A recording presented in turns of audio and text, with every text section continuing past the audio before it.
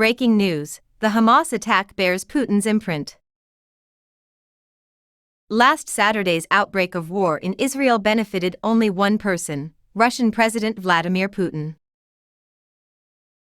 Putin's support for his arsenals of evil partner, Iran, has opened a new front in Gaza in his war against the West.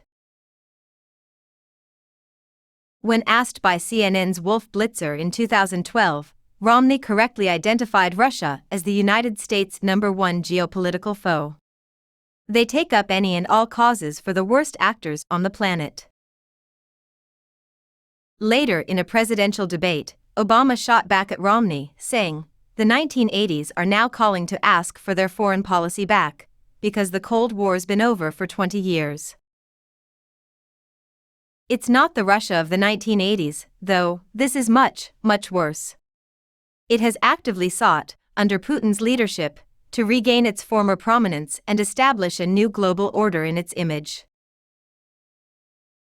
Resetting relations with Russia was never an option. Both Republican and Democratic administrations have had to deal with the fallout of their failed Russia policies over the past 11 years. In regions as diverse as the Sahel, the Black Sea, the Middle East, the Balkans, and the Baltic states, Russia has sown discord, violence, and division. It has done this through the use of mercenaries like PMC Wagner, the funding and training of insurgents, and the spreading of false information via social media.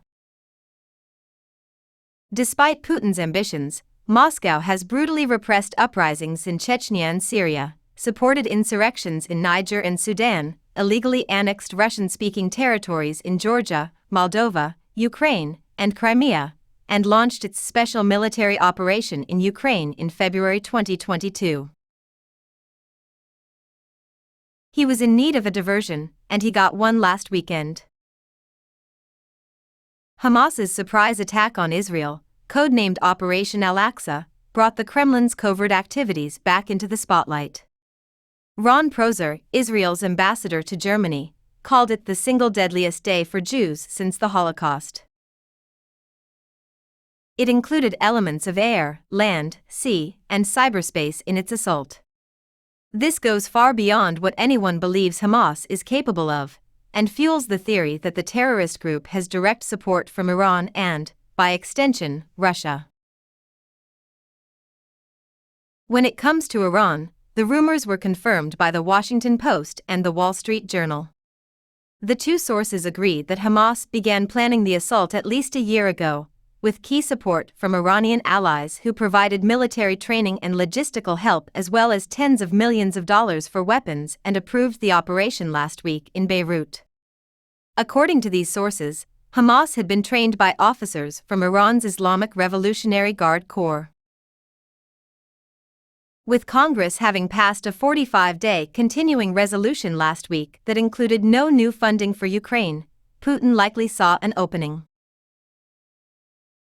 At the same time that Russian forces in Ukraine are on the verge of defeat in the Donbass and Crimea, their historic and strategic ally Israel is under attack, facing its own 9/11.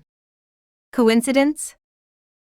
Had the White House, by openly siding with Ukraine, backed Putin into a corner?